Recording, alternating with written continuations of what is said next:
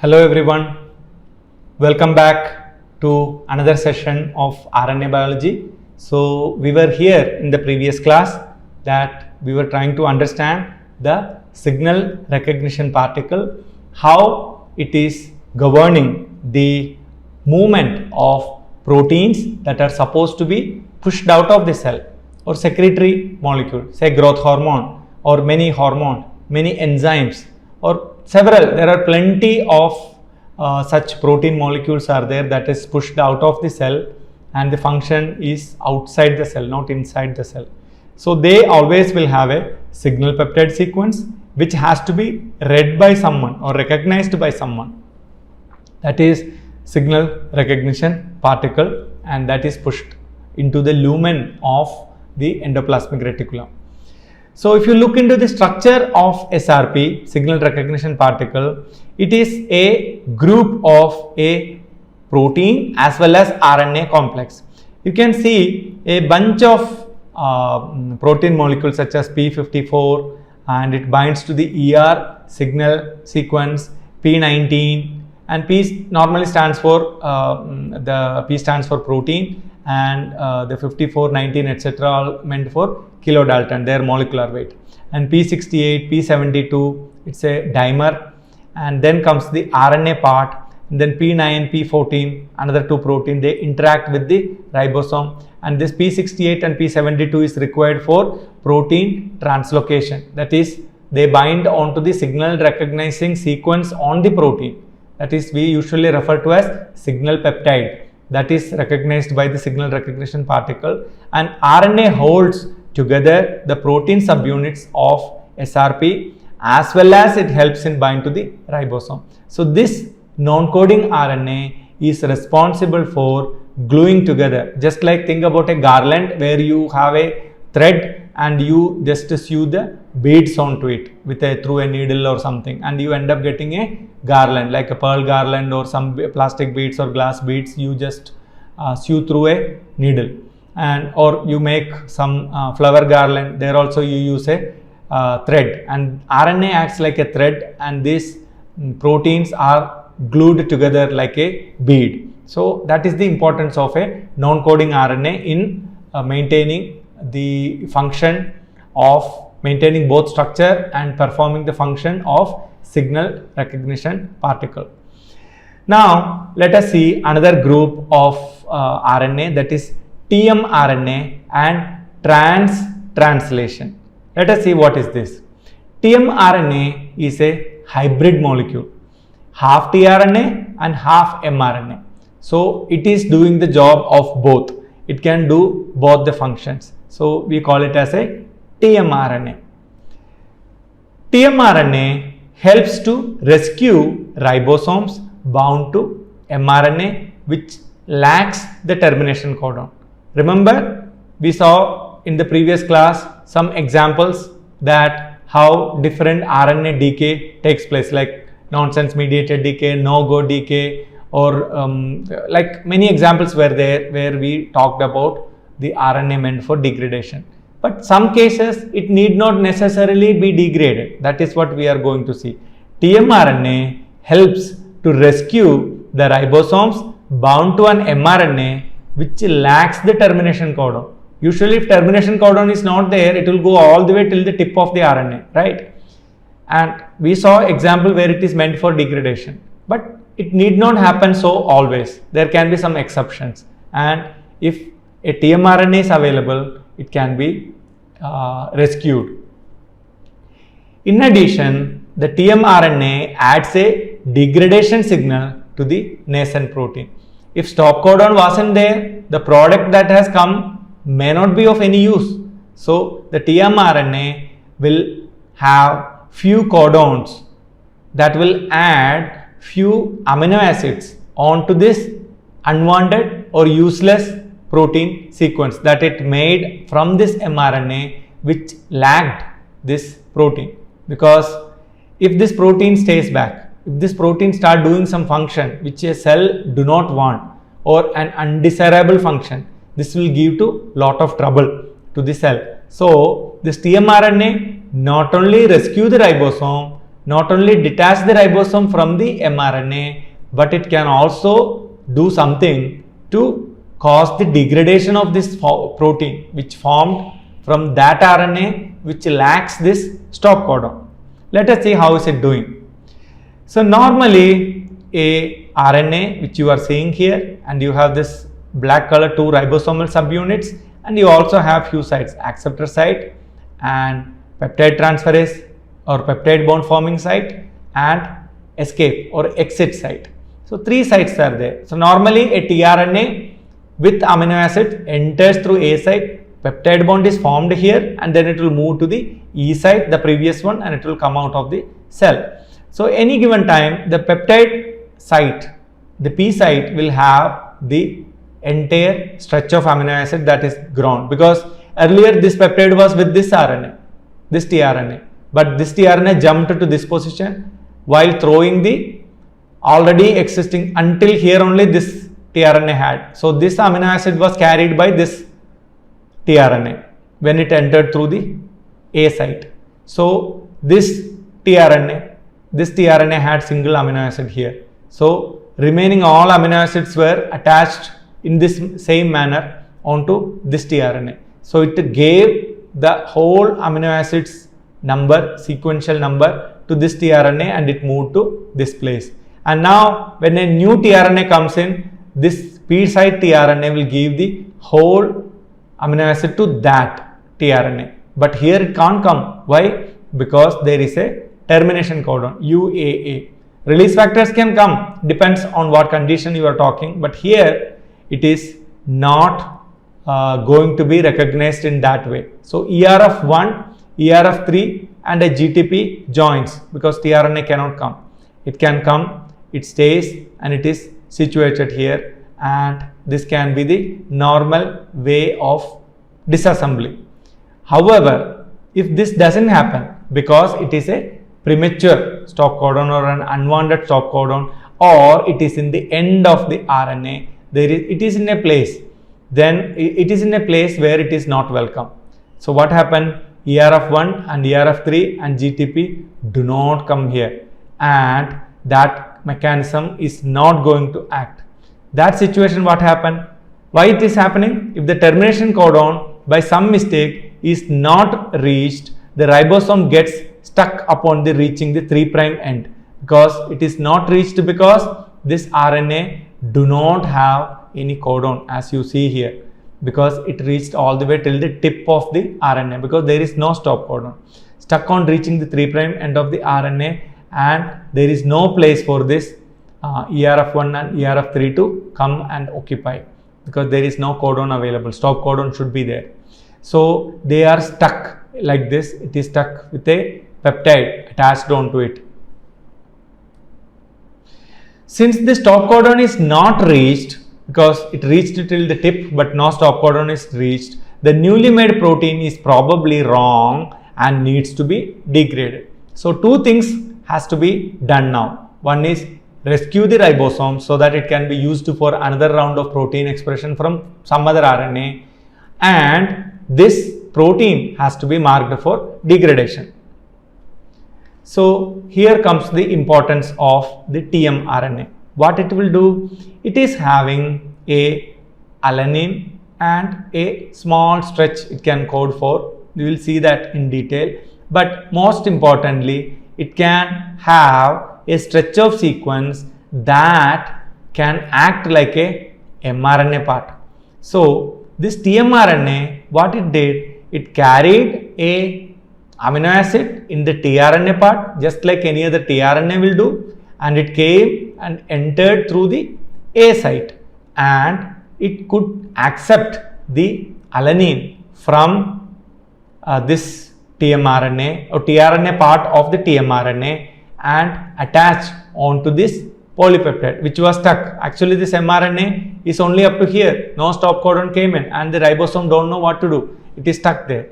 So this tmRNA's tRNA part brought in an alanine, whereas the mRNA part have a bunch of codons. So what it will do, once this codon attached in place, then it can routinely bring in another normal tRNAs with a codon specific amino acids that can be brought in. So another normal tRNA came in which has an amino acid. So this alanine was from this tRNA part of this tmRNA, and then this is from another normal tRNA which has an amino acid that is now attached onto it. And the tRNA part of the tmRNA, which is shown in black color, adds an alanine to the growing polypeptide chain, and the mRNA part, that is given in red color, enters the ribosomes, and the synthesis of the polypeptide is continued with the aid of normal tRNA, as you see here, normal tRNA present in the cell until the termination codon is reached. So this tmRNA's mRNA part is having a stop codon right here, so that it will continue codon, codon, codon, multiple codons until it reaches here. But during this process, it is now adding a bunch of amino acids that is present in the mRNA part of this tmRNA. In the end, the ribosome is released because ERF1 and ERF3 can happily come because it has a stop codon, and is released, and the newly made fusion protein is degraded due to the signal sequence in the C terminus, because normally protein starts from the N terminus. So this is the N terminus of the protein and this is the C terminus, and C terminus you have a bunch of amino acid added now onto this protein with respect to the codons present in this mRNA part of the tmRNA. So this addition of few amino acids will make sure that this protein should be marked for degradation. It's almost like a painting, like some number is given to that protein that this fellow should be marked for degradation. This protein should not be here. So that message, the degradation machinery of the cell will get that message by looking at these amino acids. So regulatory non-coding RNAs, they can be transcriptional regulators. So far we saw regulatory non-coding RNA that is meant for housekeeping function, because tmRNA and various other non-coding RNAs are meant for housekeeping function. And now we are seeing the regulatory non-coding RNA. They are mainly transcriptional regulators, and they can also be translational regulators which act onto a mRNA post facto or post transcriptionally. So they are modulators of protein function. They can also influence the functionality of a protein. You may have heard how a phosphorylation affects the protein's folding structure, etc. Like that, association with a regulatory non-coding RNA also can influence. We saw in signal recognition particle how an RNA is holding together a bunch of other proteins. Like that, association of a regulatory non-coding RNA can influence or modulate the function of a protein itself. So regulators of RNA and protein distribution. So the regulatory non-coding RNA can influence where a given protein should be located, where it should be pushed, where it should be placed, etc. Then comes the most important regulatory role of a non-coding RNA, that is dosage compensation. So it's a relatively new term or a new topic for some of you, but the word itself conveys something: dosage compensation. In nature, you can see plenty of situations and circumstances there is a compensation of the dosage. Like you can see in nature, many strong, very huge animals, they are all herbivores. Like you can see elephant, rhinoceros, hippopotamus, like many by default, or buffalo, these are all herbivores. On the other hand, if you see carnivores, there are big carnivores, but they are not huge in size. In nature, if you see, what if a elephant size or a rhinoceros size animal was carnivore? There won't be any vegetarian animal left on the planet, because they can completely attack and eat because they are big in size, they need to eat more, and they will completely wipe out the entire herbivore, so-called herbivore species in no time. So what you should understand, nature has made such a way that the herbivores are big in size, they can give a fight and they can also escape, and they can also breed more.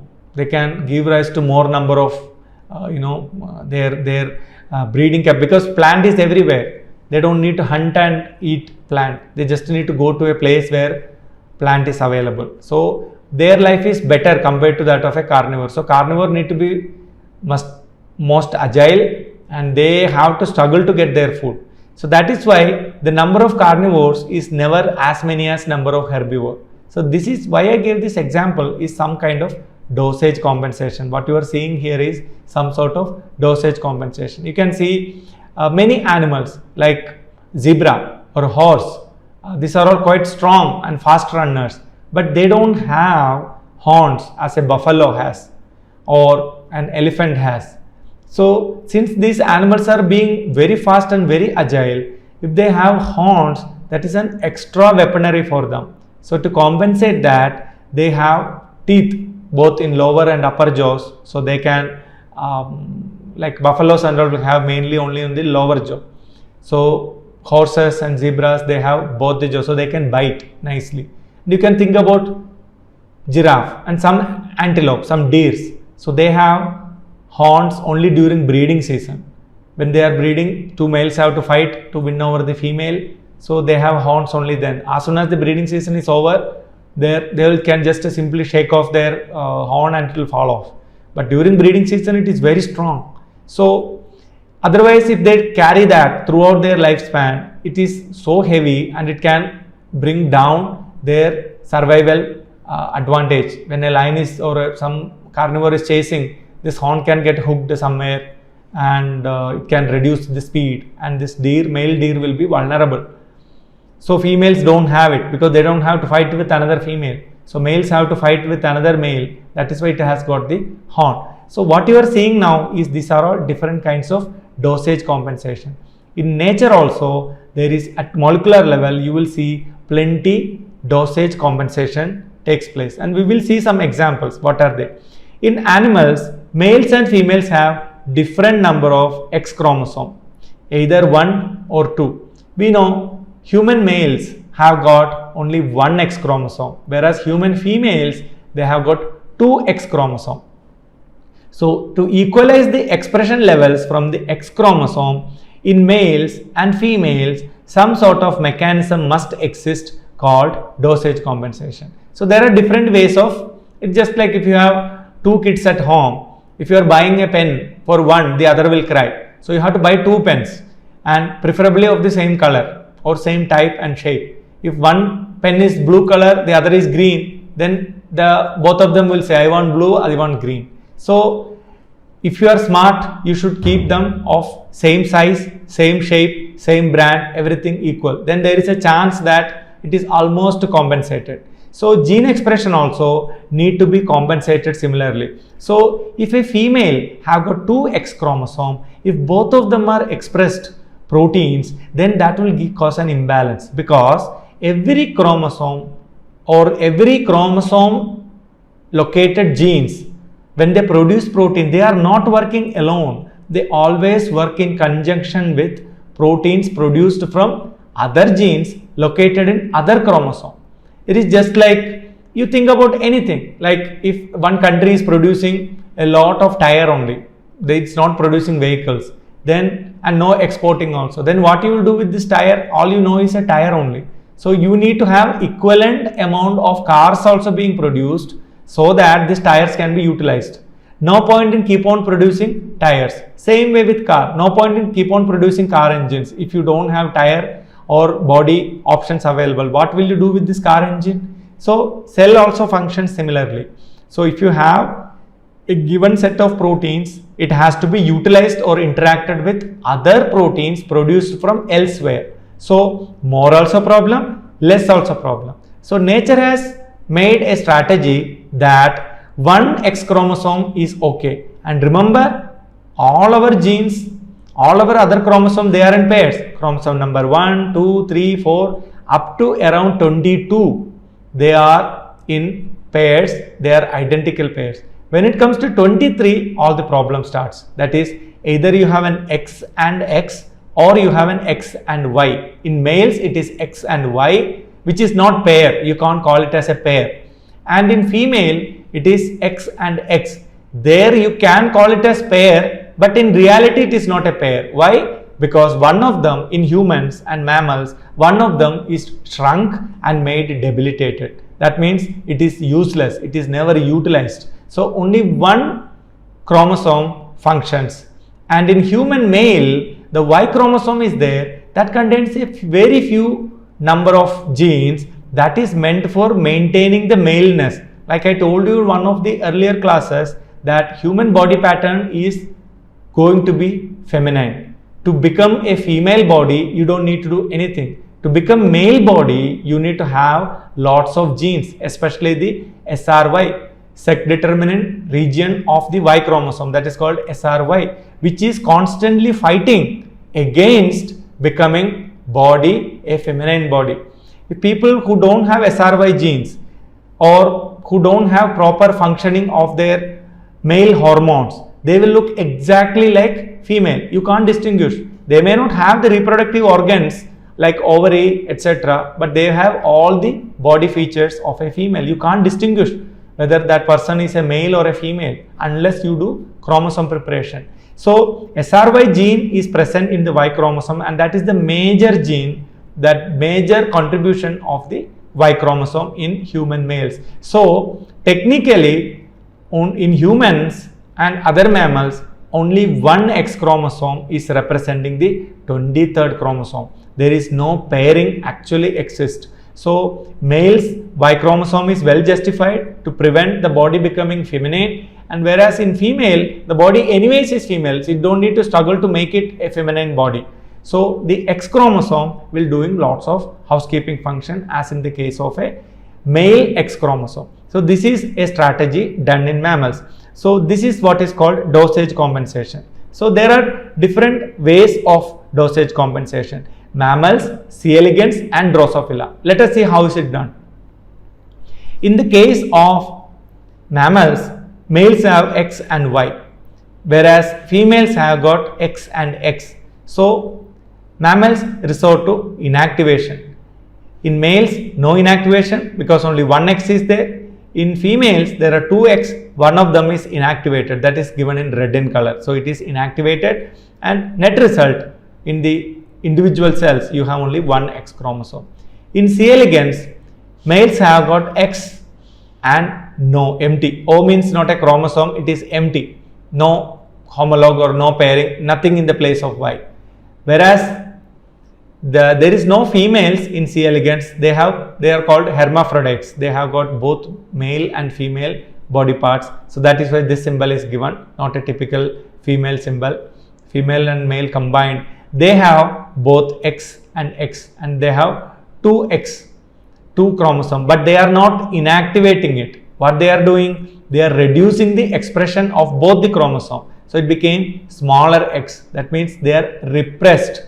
So it's almost like, you are cutting off a portion of it, not physical cutting, but you made sure that its strength is diluted. It is just like if you have more people to have one dish, or so at home, or any place, what they do is, when you have more visitors, they pour some water into the chai, or you pour some water into the milk, so that you will get more. It's a kind of dilution effect. So technically you don't have more milk, but it appears like you have more milk. So 1 liter milk can be made into 2 liter milk without buying extra 1 more liter milk by adding 1 liter of water. But in quality, is it 2 liter milk? No. But in reality, is it 2 liter milk? Yes. Qualitatively it is low, but technically it is dilute, but you can fulfill. And same kind of dilution will happen. That is called gene repression. Dilution will happen onto this X chromosome. That is why it is shown in smaller color, smaller size. Red color and blue color is maintained. So in Drosophila, same system is there. Male have got X and Y, female have got X and X, similar to that of mammals. But they do a different strategy. What they do is, both the females, both the X chromosomes are working as it is. There is no repression or nothing is happening. Then how do you match it? Because the male X chromosome is made hyperactive now. So male X chromosome is boosted up. That is why given a bigger X shape here. So now male X chromosome is super strong, and male X chromosome can do the job of both the regular 2X chromosome.